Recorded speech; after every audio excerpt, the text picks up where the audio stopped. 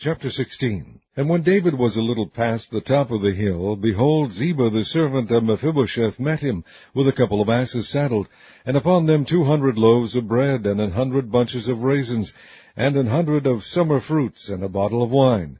And the king said unto Ziba, What meanest thou by these? And Ziba said, The asses be for the king's household to ride on, and the bread and summer fruit for the young men to eat, and the wine, that such as be faint in the wilderness may drink. And the king said, And where is thy master's son? And Ziba said unto the king, Behold, he abideth at Jerusalem. For he said, Today shall the house of Israel restore me the kingdom of my father.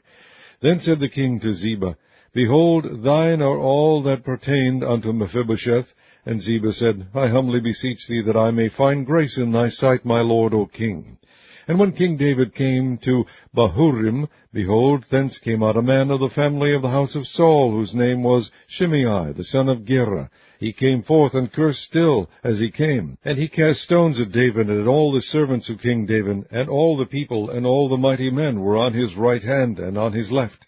And thus said Shimei when he cursed, Come out, thou bloody man, and thou man of Belial. The Lord hath returned upon thee all the blood of the house of Saul, in whose stead thou hast reigned. And the Lord hath delivered the kingdom into the hand of Absalom thy son.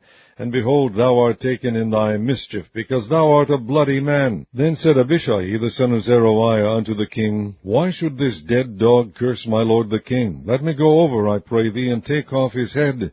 And the king said, What have I to do with you, ye sons of Zeruiah? So let him curse, because the Lord hath said unto him, Curse David. Who shall then say, Wherefore hast thou done so?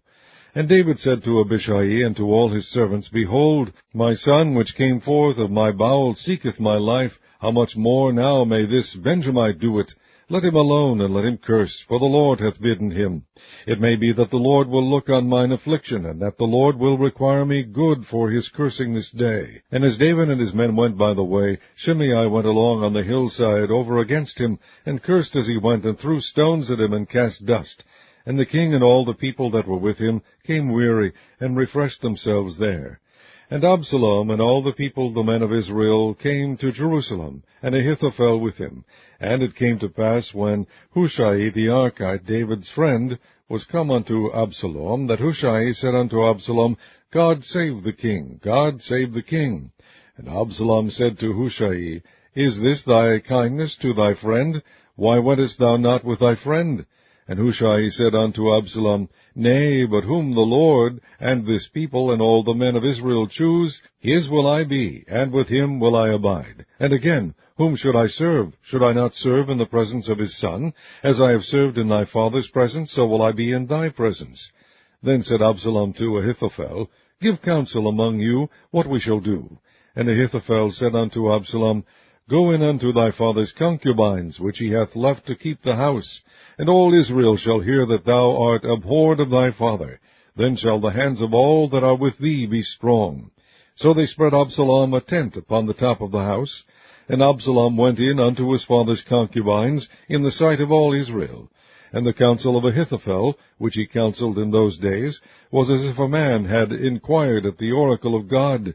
So was all the counsel of Ahithophel, both with David and with Absalom.